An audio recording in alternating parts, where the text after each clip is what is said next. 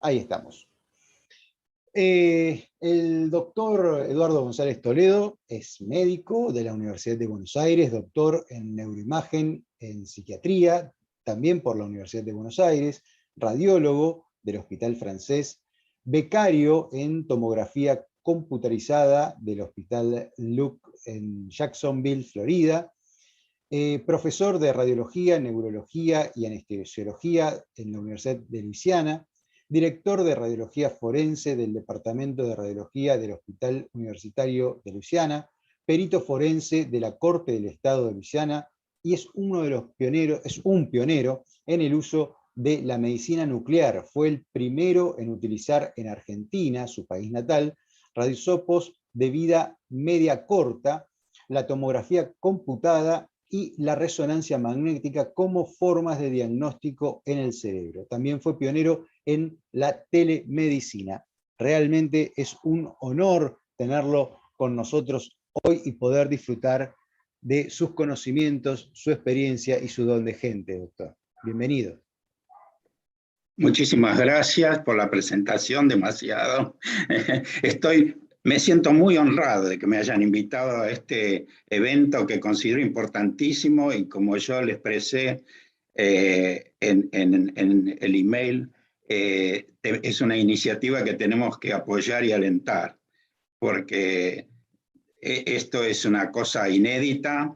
La unión, nosotros hace más o menos 30 años fui invitado por el profesor Castex a la Academia Nacional de Ciencias de Buenos Aires en lo que era el Comité Interdisciplinario de Disciplina Forense.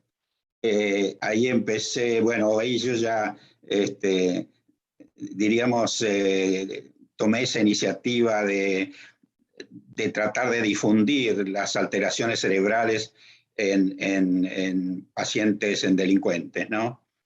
Así como en la psiquiatría. Así que les agradezco muchísimo esta invitación y como le digo, me siento honradísimo en poder participar. Muchísimas gracias, doctor. Tiene todo el espacio es suyo y estamos ansiosos por escuchar. Bárbaro. Vamos a ver si esto funciona.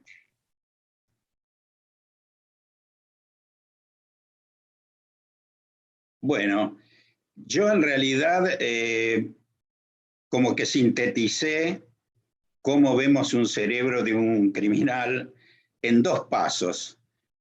El estudio de un homicida en el año 1988 con el profesor Castex, y después en el 2018 ya yo en el estado de Luisiana. No tengo nada que declarar. Bueno, resulta que en el Hospital de Alienadas, donde diríamos comenzó prácticamente la neuropsiquiatría en Argentina con el profesor Cristofredo Jacob, arriba en el dintel de la puerta, ustedes ven esta leyenda que dice «Ig locus est ubi mors gaude succurrere vitae», o sea, este es el lugar donde la muerte se alegra de socorrer a la vida. ¿Y por qué? Porque antes el único medio de estudiar el cerebro era la autopsia. Ahora nosotros podemos ver en vivo no solo la imagen, sino la función cerebral. Griesinger, el padre de la psiquiatría alemana, decía: las enfermedades de la mente, Geistes se puede traducir como mente y también lo traducen como alma, ¿no? Pero dice, bueno, las alteraciones de la mente son enfermedades del cerebro. Y este es su libro, este es el primer página, donde dice que si los hechos fisiológicos y patológicos muestran que este órgano puede ser solo el cerebro, nosotros tenemos que reconocer en cada enfermedad mental una alteración en el cerebro. Flechsig, otro pionero que dijo que el cerebro es un órgano que coincide con las manifestaciones de la mente. Él estudió la mielinización y cómo en el hombre se va organizando, digamos, las fibras de conducción y se van mineralizando a través del tiempo. Y en Argentina, Christfried Jacob era discípulo de von Strumpfel y creó esta psiquiatría con base neurológica. Él fue el primero que describió la relación de las emociones con el sistema límbico, mucho antes que Papes. En ese artículo que yo les muestro ahí abajo, la psicointegración intraoyental ambiental orgánica y sus problemas para la neuropsiquiatría, que yo consultaba cuando era estudiante en la biblioteca de la Facultad de Medicina. Aparece este artículo de Harlow, que es importante porque diría que nos dice que una lesión del cerebro puede ocasionar cambios en la personalidad. Este es un caso muy conocido de Phineas Gage. Era un ingeniero que estaba en la construcción de un ferrocarril y que entonces con esa vara que ustedes ven ahí, él iba fijándose en las cargas de dinamita para que estaban volando la roca, ¿no es cierto?, para construir el ferrocarril. Una de las cargas explotó y la barra esa le atravesó el lóbulo frontal. Acá hay dos hechos extraordinarios. Primero, que el paciente haya sobrevivido cuando todavía no había penicilina, ¿no?, ni antibióticos. Pero el segundo fue que en eso reside este artículo, que el paciente cambia su personalidad. De una persona honesta, trabajadora, brillante, se transforma en un ser, diríamos que abominable, era obsceno, se emborrachaba todos los días, no iba a trabajar. Entonces ese es el motivo que le llamó la atención a Harlow y por lo cual él lo publica. Como ustedes ven ahí, ese es el artículo original. Y después está este otro, que generalmente se menciona muchísimo, que es de una neuropatóloga alemana que se llama Leonore Welt, y es sobre los cambios del carácter humano relacionadas con las lesiones del lóbulo frontal. Y entonces ahí presenta ella 19 casos de alteraciones de la conducta debidas a lesiones orbitofrontales. Karl Kleist, en un libro que escribió, Patología Cerebral, analizó soldados heridos en la Primera Guerra Mundial y hizo estos mapas en los cuales yo le puse unas flechas en áreas muy interesantes. A la izquierda ven lo que le llaman el drive, en inglés, ¿no es cierto? Y es el impulso conductor, ¿no?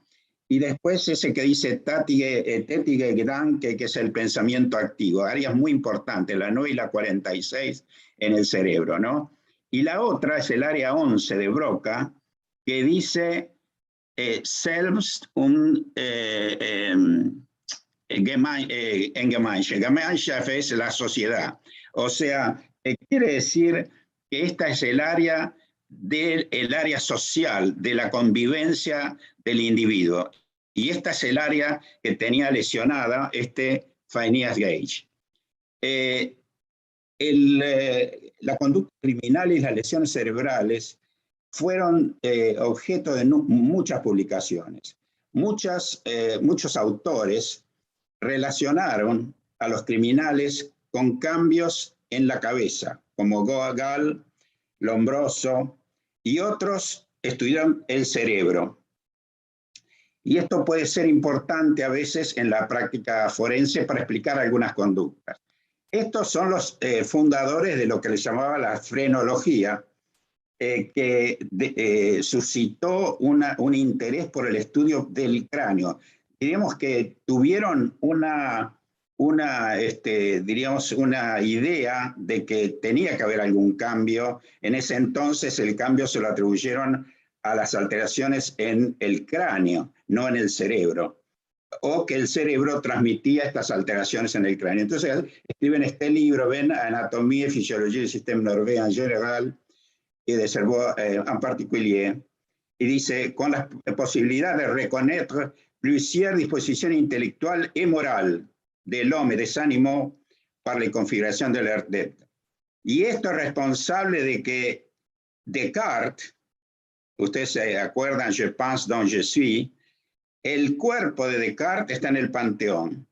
El cráneo de Descartes está en el Museo del Hombre, al lado del cráneo de un criminal, para comparar las diferencias, diríamos, que hay entre un ser normal, como sería Descartes, y un criminal. Maurice Benedict escribió también este libro, Estudio anatómico del cerebro del criminal. Ahí tienen un ejemplo de cómo él analiza el cerebro, pero en general analizan las circunvoluciones que no tienen grandes cambios, ¿no es cierto? Y bueno, y acá está el célebre trabajo de Lombroso. Lombroso, que escribió L'uomo delincuente, dice, en relación con la antropología, la jurisprudencia y la psiquiatría, causas y remedios. A pesar de que, bueno, él más se dedicó al estudio de la fisonomía, más que al cerebro, aunque estudió el cerebro, y fue el primero que describió la displasia cortical con producción de epilepsia. Acá tienen el estudio del cerebro de Lombroso, pero lo más conocido de Lombroso, y por lo cual generalmente se lo desestima, pero que fue un gran pensador y estudioso, es esto. De acuerdo a la cara, él, a los rasgos, a la implantación de las orejas y todo eso, él decía que los delincuentes nacían delincuentes. De ahí sale nato delincuente o delincuente nato. Y después Henri Valois escribe un trabajo sobre 4 cerebros de criminales. Es un poco los antecedentes. Pero hay un estudioso que es Adrian Raine, en la Universidad de Pensilvania, que contribuye con muchas publicaciones, pero lo que más él insiste es en el hipometabolismo, en la disminución de la función en la corteza orbitofrontal. Acá tienen uno en el cual estudió con radioisótopos. Después, acá tienen otros trabajos sobre las alteraciones en el espesor cortical y demás. ¿Qué es entonces la psicopatía? Es una construcción caracterizada por síntomas de desapego emocional y propensidad a conductas desinhibidas, impulsivas, con falta de sensibilidad, o sea, con insensibilidad, y falta de conocimiento del impacto que ese comportamiento tiene sobre otros. Muchos lo llaman la teoría de la mente, the theory of mind. The theory of mind es que nosotros todos nos conmovemos, por ejemplo, con la muerte de un niño, ¿no es cierto? Bueno, esta gente, los psicópatas, no tienen ese theory of mind, no piensan como nosotros pensamos que piensa nuestro prójimo. Los psicópatas cometen una cantidad desproporcionada de crimen violento. Y el estudio de esto puede llevar a mejoras en el tratamiento de esta condición. Generalmente la literatura es amplia, pero converge en unas regiones que siempre aparecen en los psicópatas, que es la corteza orbitofrontal, como hablamos, la amígdala, el cíngulo anterior y posterior y las estructuras paralímbicas. Acá, por ejemplo, hay una ilustración donde ustedes ven, voy a tratar de sacar el puntero, acá está. Fíjense la corteza orbitofrontal acá el cíngulo y acá la amígdala. Después hay áreas más relacionadas con la violencia, que es el cíngulo anterior, acá lo ven, la corteza orbitofrontal, la parte hipocámpico-amidalina. La decisión moral en el cíngulo posterior y la violencia más la decisión moral que está en la zona frontal anterior y frontovasal y en la circunvolución angular. Perdón. Bueno, y acá tiene alteraciones corticales con disminución del espesor de la corteza en las mismas áreas, la 9, 10 y 46, y después la zona orbitofrontal. Bueno, ahora vamos entonces, ¿qué pasó en 1984? Yo tuve la oportunidad de ir a Bruker, que es una firma muy importante que construye resonancia magnética, y tenían este prototipo de resonador. Yo era la primera vez que veía un resonador magnético, y esa es mi cabeza, que en ese entonces parecía que era una imagen espectacular, y ahora ustedes ven que es bastante, comparada con los estudios de hoy, bastante deficitaria. Y después, este es el resonador que nosotros, este fue el primer resonador que llegó a la Argentina, que lo llevamos con el doctor Alberto Urnequian, neurocirujano. Nosotros éramos del Colegio Argentino de Neurocirujanos, y entonces llevamos este resonador que tenía 0.02 Tesla de potencia, cuando ahora en realidad tienen 3 Tesla. 3 Tesla son los que tienen ahora, o sea, por eso van a ver las imágenes. Estas eran las secuencias que tenía, T1, T2 y densidad protónica. Esta era un T1 como una zona, como una imagen morfológica, el T2 como una imagen, diríamos, química, y la densidad protónica, que se podía estudiar muy bien la sustancia blanca. Entonces tenemos este caso, con el doctor Castex, estaba uno de mis discípulos que empezó haciendo neuroimágenes y se convirtió en psiquiatra. Y se fue con el doctor Castex. Cuando tienen este caso, le dice, podríamos hacer una resonancia magnética. Y así nació la resonancia magnética de este paciente, que era un estudiante de agronomía de 20 años de edad. Él va a vender unas artesanías a un lugar, no se las compra, entonces él con un bate de béisbol lo mata al dueño, mata a la mujer y mata a la criada. Como antecedente, cuando tenía 17 años, se presentó con un episodio de disartria, ataxia, vómito y pérdida de conocimiento.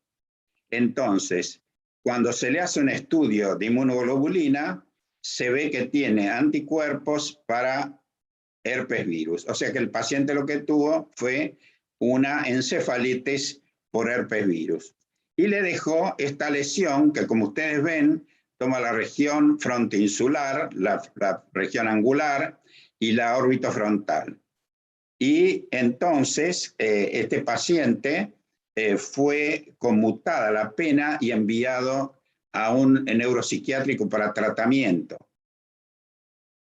Eso fue, digamos, con este resonador muy elemental.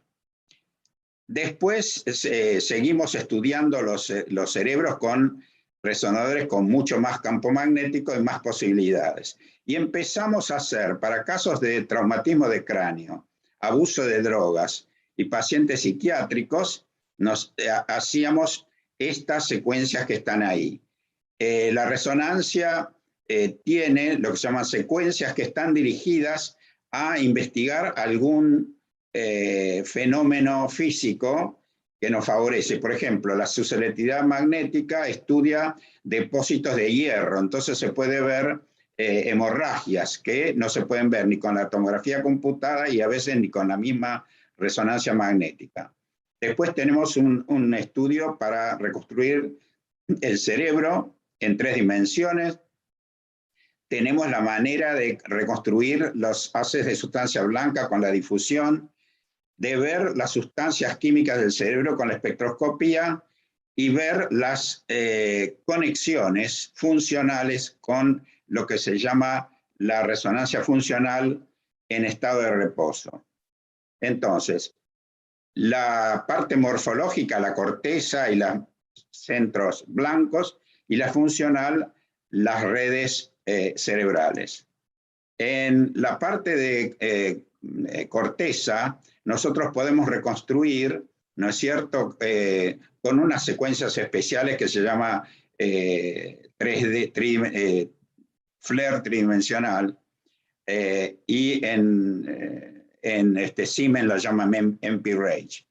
Bueno, fíjense, el software le puede tomar desde la superficie, va pelando, diríamos, va pelando el cerebro hasta que ustedes tienen el cerebro y tienen el espesor de la corteza en colores. Estos son, por ejemplo, cerebros normales, donde ustedes ven prácticamente la corteza en color rojo. También el software les va a dar el espesor de la corteza, el volumen de la sustancia gris, el volumen total y el área cortical. En un paciente con dominancia izquierda, o sea, en un paciente diestro, ustedes ven acá cómo tiene mayor volumen de sustancia gris en la parte izquierda, mayor volumen en milímetros cúbicos y mayor área cortical. Compárenlo la derecha con la izquierda. Muy bien. Entre las células y las fibras, en el cerebro hay una circulación de líquido extracelular. Nosotros podemos con resonancia magnética medir ese líquido, la velocidad. Nosotros podemos medir la velocidad, lo cual se usa mucho en el estudio del stroke. Y después podemos reconstruir las fibras de la sustancia blanca, y entonces podemos hacer mediciones como la anisotropía fraccional y la difusividad, y lo que se llama el fiber tracking, que es la reconstrucción de las fibras. Debido a que el software reconoce la direccionalidad de las fibras, las pinta en color verde cuando son fibras de asociación. Acá tenemos el pedúnculo anterior del tálamo, muy importante en conducta, ¿no es cierto? Es diríamos, donde se hacía la lobotomía frontal, la leucotomía, de la conexión entre el tálamo y el lóbulo frontal. Ustedes lo ven en verde porque va de adelante a atrás. En cambio, acá el brazo posterior de la cápsula interna, esta parte de sustancia blanca, va de arriba hacia abajo. El área motora va del cerebro a la periferia. Entonces va en azul. Y las que son transversas, este es el cuerpo calloso que une ambos hemisferios cerebrales, y entonces están en rojo. Esto está en este trabajo de Brian Jellison, que entonces es el código de colores que se usa para describir. Ahora, esto es la fiber tracking, o sea, el seguir las fibras y reconstruirlas. Este es un cerebro normal, este tiene esclerosis múltiple y este una esclerosis múltiple crónica. Ustedes ven la pérdida de fibras. Hay varias medidas que son la anisotropía fraccional, que me da cómo, cuán fuerte, decíamos, cuán compacto es un haz. Cuando pierde esa forma, ¿no es cierto? Porque tiene muchas lesiones, porque las fibras se han estirado, las fibras se han roto, entonces esa anisotropía fraccional disminuye el valor. El valor va entre 0 y 1. Después tiene la difusibilidad perpendicular, que nos habla de mielinización, y la paralela, que nos dice de la axón, o sea, de la parte central. Este es como un cable de luz. El cobre sería el axón, y lo que la recubre, la mielina. Entonces, y el estudio funcional se hace con lo que se llama resting state, porque se hace en estado de reposo. Hay dos maneras de medir la parte funcional. Una que es el resting state, que el paciente no necesita hacer ninguna maniobra, y el que es por alguna acción que hace el paciente. O sea, si yo le hago al paciente mover los dedos, entonces se me va a iluminar o va a ir más glucosa y oxígeno a la zona de la corteza motora. Entonces es por una acción. Pero también se comprobó que las áreas que tienen igual funcionalidad reciben el oxígeno y tienen fluctuaciones de la señal sincrónicas. Entonces, acá, por ejemplo, yo tengo el cíngulo anterior, ¿no es cierto? Al mismo tiempo recibe la señal el cíngulo posterior. ¿Por qué? Porque están relacionados funcionalmente. Esto también yo lo puedo relacionar con, diríamos, pacientes normales. Acá, por ejemplo, ¿cuál es el hemisferio dominante? Bueno, el que tiene el área de Broca y de Wernicke en el mismo hemisferio. Acá, o sea que este es el hemisferio izquierdo, en este caso. Y acá, entonces, acá tengo que este paciente tiene el cíngulo anterior, pero no veo el cíngulo posterior. Cuando lo comparo con pacientes normales, veo este azul, indica que hay menor actividad en el cíngulo posterior y por eso no se comunican. O sea que tengo primero el análisis de la semilla, lo que se llama, es como que pongo una semilla y veo a dónde se conecta, y segundo, la combinación con normales. En este caso vamos a analizar un homicida de 28 años que mató a un oficial de policía. Me pidieron que colabore en este caso, se llama Capital Defense Project. Ellos tratan de conmutar la pena de muerte a prisión perpetua. Me pidieron ayuda para estudiar el cerebro de este individuo. Entonces ellos dicen, si la opinión del examinador con un grado razonable de certeza médica, si tiene suficiente motivos para ser procesado.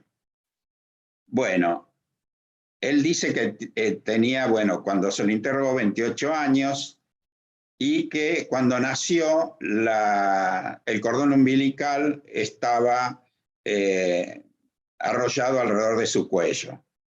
Nunca se casó, tiene 2 chicos, una hija de 10 y una de 11, y se empleó como lavador de platos. Él fue arrestado a los 13 años por posesión ilegal de un vehículo robado. Estuvo en detención juvenil por 1 semana. Después por robo a los 19. Después ahí tuvo 2 años y medio de prisión. Estuvo en varios centros correccionales. Pero como siempre él, diríamos que nunca fue condenado porque llegó a lo que se llama, los casos fueron arreglados. Diríamos que él aceptó lo que proponía el fiscal y no llegó al juicio. Y por eso los antecedentes de este paciente no se tenían presentes cuando le daban alguna otra condena. Acá tienen varias, con fechas, todas sus crímenes, diríamos, ¿no es cierto?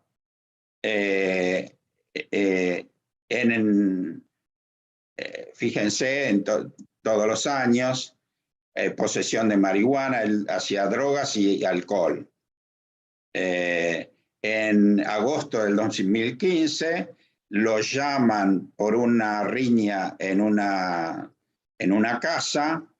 Él va, este hombre el homicida se refugia en una casa, el policía entra a buscarlo sin esperar apoyo, lo desarma y lo mata con su propia arma. Lo tuvieron que cambiar de celda porque casi mata a otro interno. Entonces él se declara no culpable, pero se buscaba entonces la pena de muerte. Y como antecedente, él le pide a una mujer que le borre la cuenta de Facebook, donde él creo que hacía insinuaciones y criticaba a la policía, a la justicia. Este es el cerebro del reconstruido, entonces, con el método que yo les dije. No tiene grandes variaciones que uno pueda decir, tiene una normalidad cerebral importante. Acá tienen, visto de arriba, de abajo, de lateral, arriba está el hemisferio derecho, abajo está el hemisferio izquierdo, pero es interesante que acá nosotros vemos la parte de espesor cortical, donde se ve que tiene disminución del espesor cortical en la base del cerebro, en la región orbitofrontal, y además en la zona de la parte lingual y fusiforme, lóbulos lingual y fusiforme. Fíjense la parte dorsolateral, la parte dorsolateral está afectada, o sea, el área del raciocinio, y acá la parte orbitofrontal. Ahí ven laterales. En la corteza, el espesor tiene disminución, entonces en el lado derecho, o sea que él es zurdo. La otra cosa tiene aumento del espesor cortical en el cíngulo derecho, en el fusiforme derecho y en la ínsula izquierda, que han sido descritos en artículos como áreas que están alteradas con aumento de la corteza en personas con comportamiento antisocial. Después tienen disminución del volumen del hipocampo y la amígdala, tienen aumento en el caudado, pero esto es lo más importante, ¿no es cierto? El hipocampo y la amígdala están alterados y tiene disminución del volumen. Otra cosa, ustedes saben que hay una relación entre la profundidad de los surcos y la corteza y la superficie, ¿no? Eso se llama índice de girificación. Nosotros se usa como medida de las circunvoluciones, ¿no es cierto? Los cerebros de los reptiles y de los aves no tienen girificación. Los mamíferos con alto coeficiente intelectual, con alta girificación, generalmente son más grandes que los que tienen baja girificación. Y esto es lo que nosotros medimos en pacientes normales, y este paciente tiene disminución de la girificación en el cíngulo, ¿ven? Tanto en el derecho como el izquierdo, pero más en el derecho, lo cual se ha visto en pacientes con personalidad antisocial. Esto es las fibras, la reconstrucción de las fibras, y ven que la anisotrofia fraccional es anormal en el fascículo uncinado. La psicopatía está relacionada con pérdida de integridad del fascículo uncinado. En la parte de resting state, de la funcional, tenemos alteración entre el cerebelo, entre el tronco, hipocampo, tálamo y cíngulo posterior. En el cíngulo posterior, como base, como CID, tiene alteraciones con el cíngulo anterior. Ustedes ven siempre en la misma área, ¿no? Y la región orbitofrontal. Fíjense la pérdida de conectividad en el área frontal. Después, la zona dorsolateral está alterada. En el hipocampo, las conexiones con el cíngulo anterior y otra vez la región orbitofrontal. En la zona motora, alteraciones con la conexión amigdalina y el lóbulo temporal. Y acá están medidas esas alteraciones, ¿no es cierto?, con esa disminución. En esta imagen muestro a la izquierda está un neuropsiquiatra, neuropatólogo, que tiene un libro muy interesante que se llama Sistema Límbico y Psiquiatría, y muchas de los conceptos que hoy nosotros manejamos con las imágenes y con todos los métodos que tenemos, vemos que estaba muy cierto en muchas de las conclusiones que él hizo en ese libro. Se llama Cerebro Límbico y Psiquiatría. Este libro también es bastante interesante y les recomiendo leer el libro de Rein, de La Anatomía de la Violencia. Muy buen libro. Entonces, comportándose de manera, diríamos, obediente de la ley, hay áreas diferentes que se deben considerar.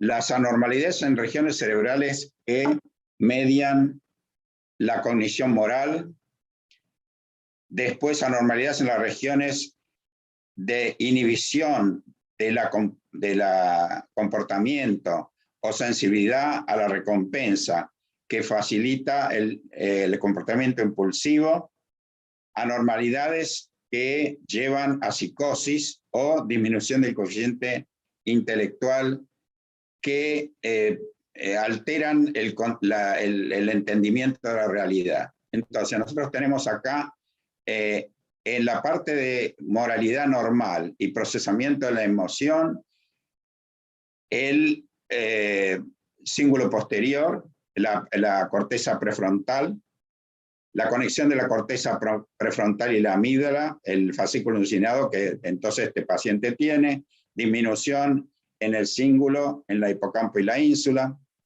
inteligencia baja y psicosis, reducción en la sustancia blanca relacionada con la disminución del coeficiente intelectual, que es fascículo alucinado otra vez, impulsividad, estriado ventral, corteza orbitofrontal, corteza prefrontal, cíngulo anterior.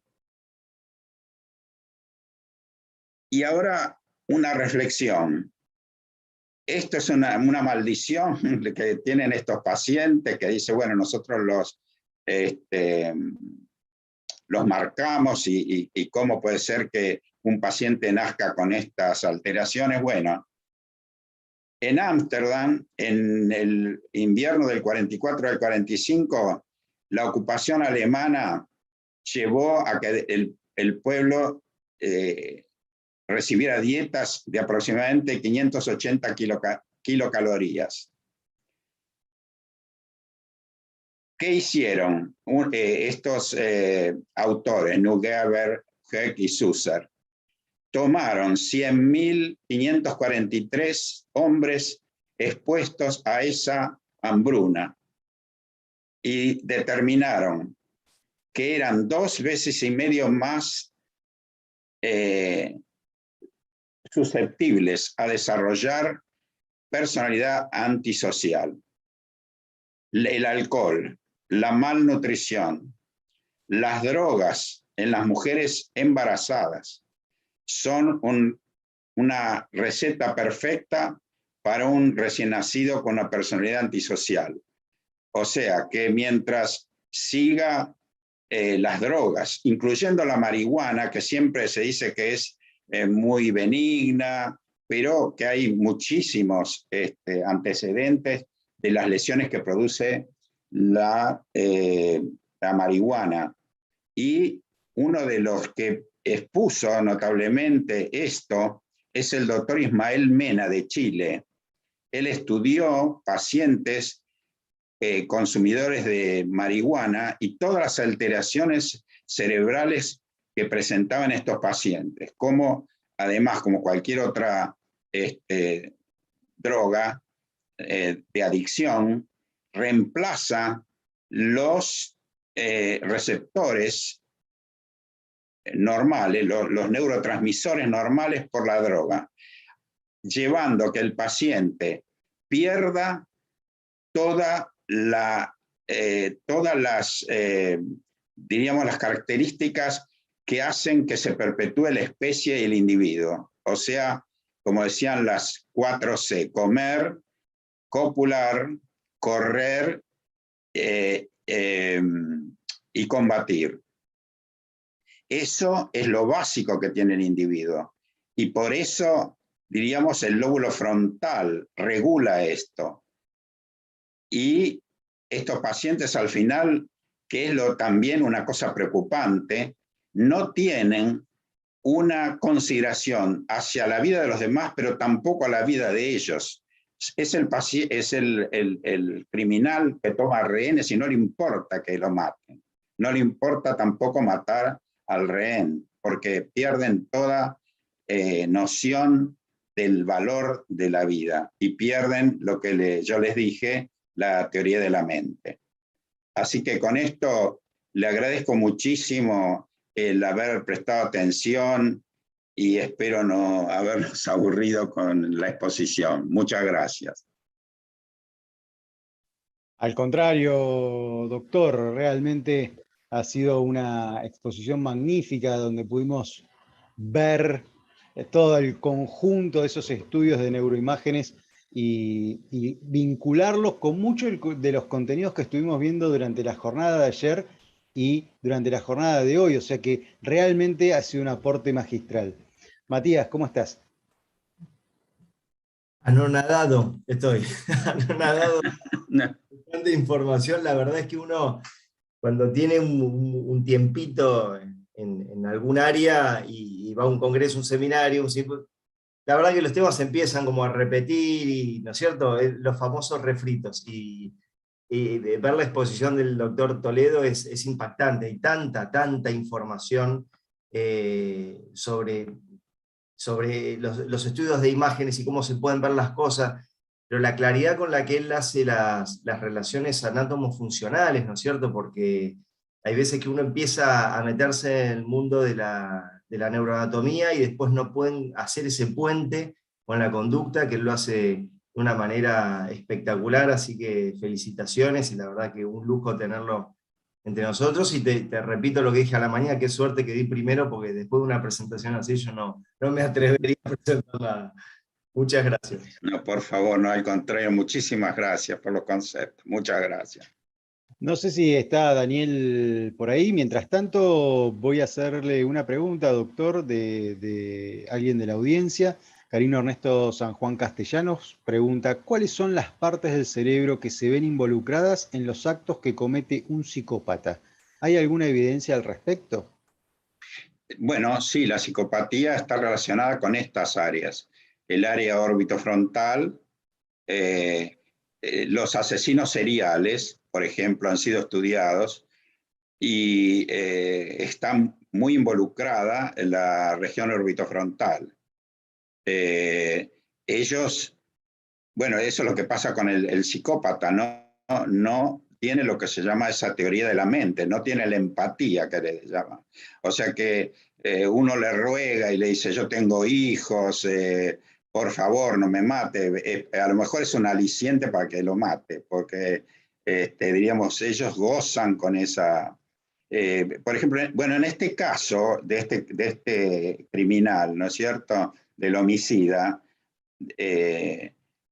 vino el fiscal a hablar conmigo y me dijo, bueno, porque me dice: ¿y usted qué piensa? Yo le digo: mire, yo pienso que él reconoce lo que es bien y mal, lo reconoce perfectamente, pero no, diríamos que su alteración que tiene no le permite dejar de hacer el mal. Por eso yo le digo, recomendaría darle la prisión perpetua, ¿no es cierto?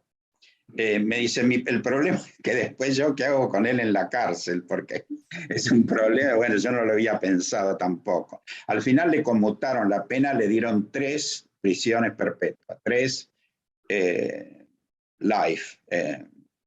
O sea, eso lo hacen porque si ellos apelan y le bajan una prisión perpetua, le quedan todavía 2, y este hombre no sale más.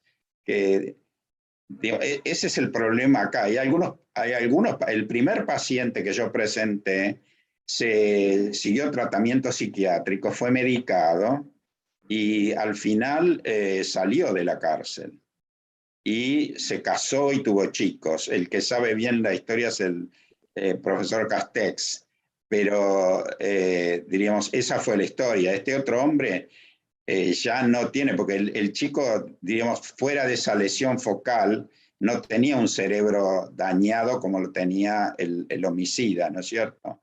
Que además tomaba droga, alcohol y bueno. Matías, querías realizarle una pregunta al doctor. Sí, una similar a a la del compañero Castellanos, pero con otra patología que me parece que plantea algunos interrogantes más que en la psicopatía, que realmente está tan estudiado y difundido. En las personas que cometen delitos contra la integridad sexual, ¿qué evidencias o qué hallazgos hay? Y seguramente sea distinto los que lo hacen de manera incestuosa o de forma predatoria, ¿no es cierto? Que tienen un método distinto, pero ¿qué nos puede contar sobre eso? ¿Qué hallazgos o qué evidencias hay? No tengo muchos pacientes, pero tuve 2 consultas de la corte en Estados Unidos. Uno, un violador que además violó a la hija. Y él tenía una severa disminución de las fibras del cíngulo. Estaba, o sea que es una cosa que no se puede corregir. Lo que me preguntaban en la corte, si este hombre podía, diríamos, dejarlo libre, ¿no es cierto? Y que no reincidiera.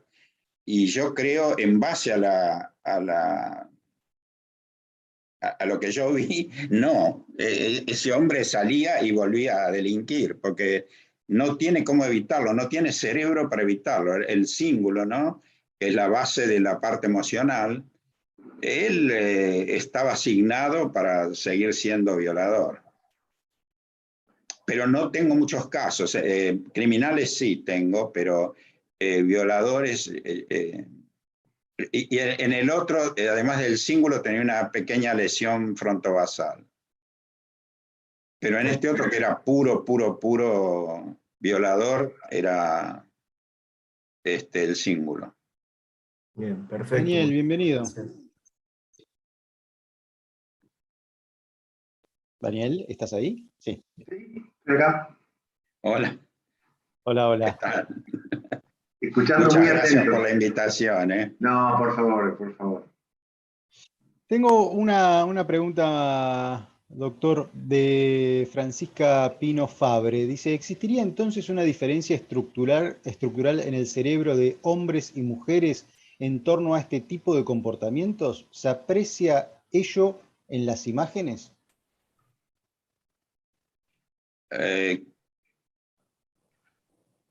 No entendí bien la pregunta.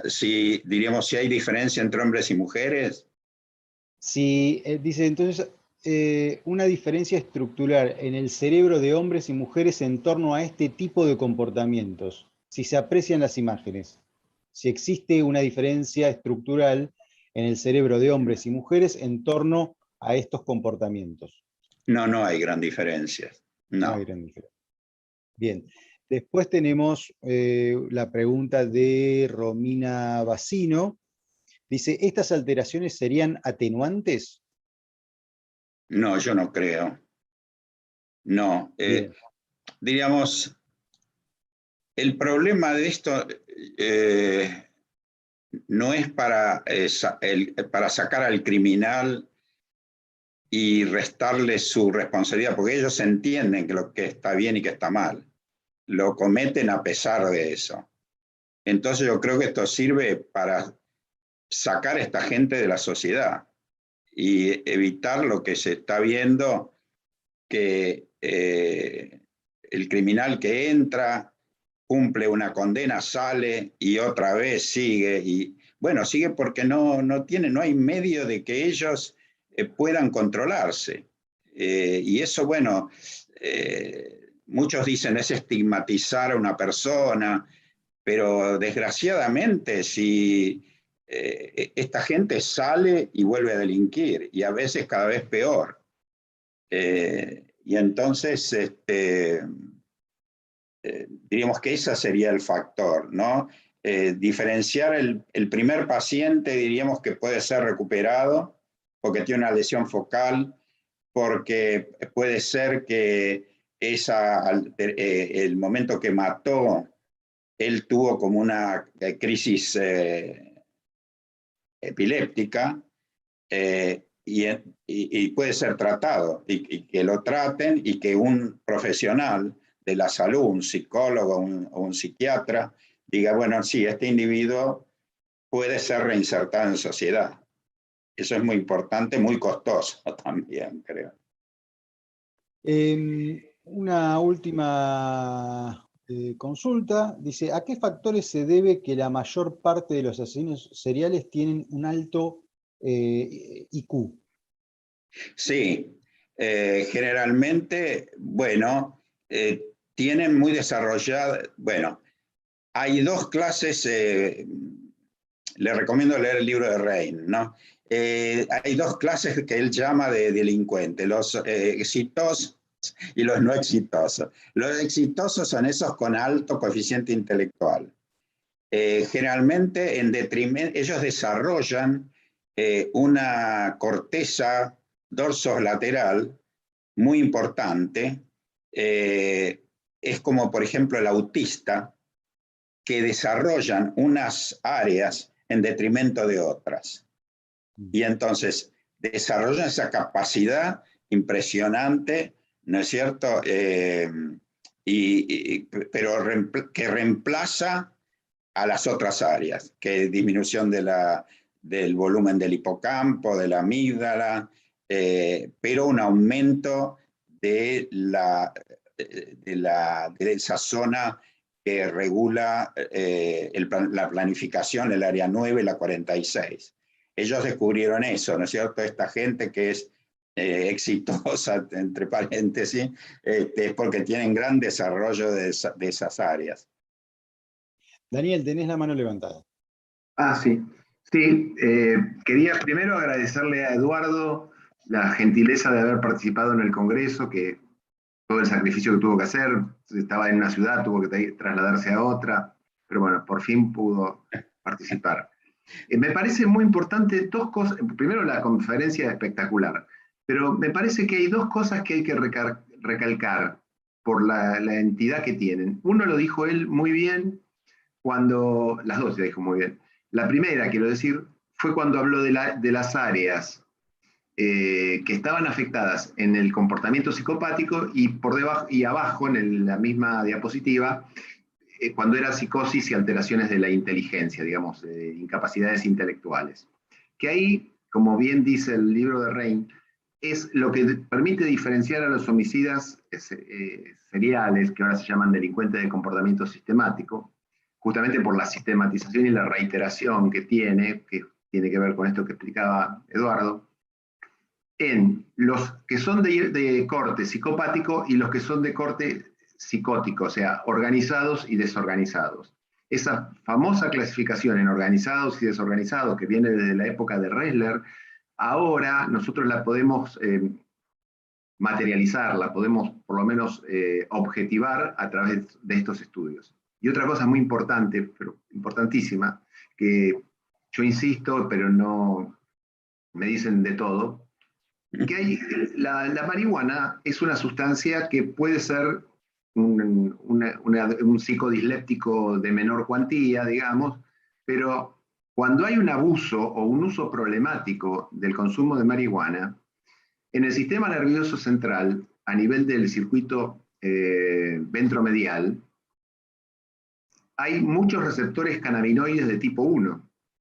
Y esos receptores se llenan, digamos, saca la marihuana el ligando natural para llenar el receptor, y da un cuadro gravísimo dentro de la psicopatología y de la psicotoxicología, que es el síndrome amotivacional, que lo único que esperan estas personas es estar aislados, de ahí esta cosa medio autista que se toman, el compromiso endocrino general. Él lo dijo muy bien, que atenta contra la capacidad, digamos, de preservación de la especie y de preservación del individuo. Y esto es muy importante, y me parece que pocas personas acá en la Argentina lo dicen.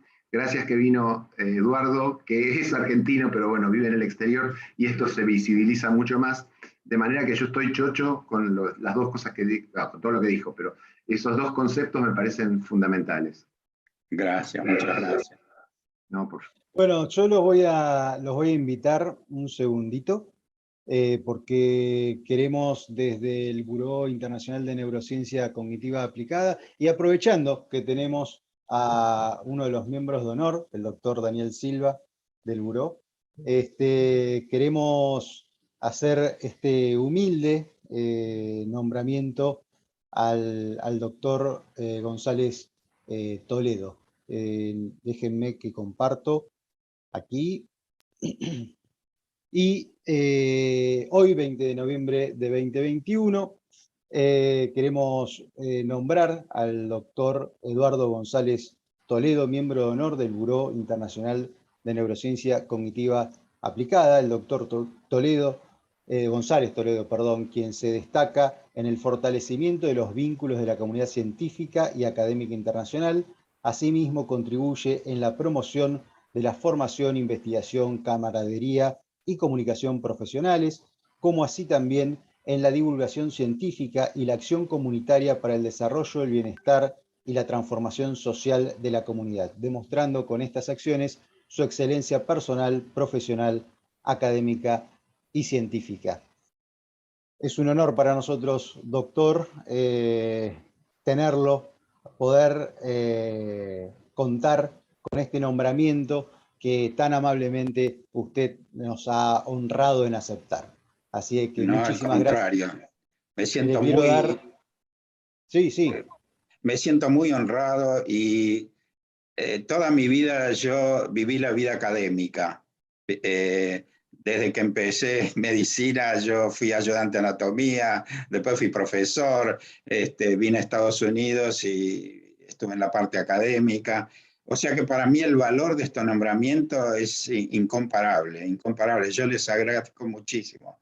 Estos son lo que yo valoro, ¿no? Yo valoro muchísimo, y es una gran recompensa para mí, y me empuja a trabajar, y cuenten conmigo desde ya para lo que sea, para información, para enseñanza. Nuevamente, muchísimas, muchísimas gracias. Quiero darle la palabra al presidente del Buró Internacional de Neurociencia Cognitiva Aplicada, el doctor Matías Bertone.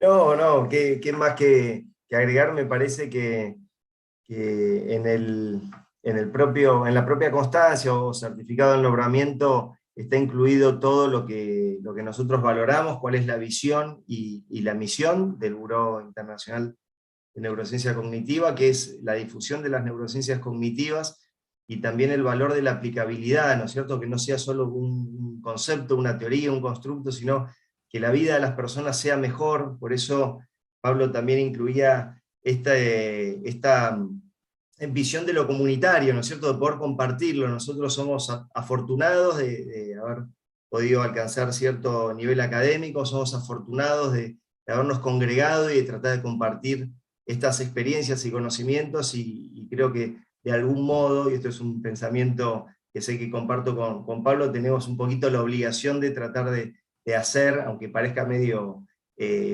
pretencioso, del mundo un lugar un poquito mejor, ¿no es cierto? Y me parece que este tipo de encuentros hace eso, y que estamos orientados en la misma visión. Así que muchísimas gracias, no solo al doctor González Toledo, sino realmente a todos los docentes y participantes que han participado y que están participando en estos 2 días de programa. Muchísimas gracias, éxitos. Daniel. No, felicitarlo a Eduardo, agradecerle nuevamente su buena predisposición, siempre hemos aprendido de él, y bueno, esperamos que en la próxima sea presencial, o allá o acá, pero tener un encuentro. Nos vemos en presencial. Buenos Aires, Daniel, yo me estoy yendo a Buenos Aires. Ah, bueno, avisa después por privado, hablamos. Sí, cómo no, Bueno, yo ya me estoy retirando de los Estados Unidos y me voy con mi familia, que tengo mis nietos y mis hijos en Buenos Aires. Ah, A disfrutar de la gran ciudad que a veces nosotros no valoramos, que es Buenos Aires. un buen motivo para encontrarnos y festejar, doctor. Ya organizaremos. ¿Cómo no? Muchísimas gracias, Un muchísimas. abrazo grande. Muchísimas gracias por su igualmente. participación. Gracias. Gracias. Hasta luego.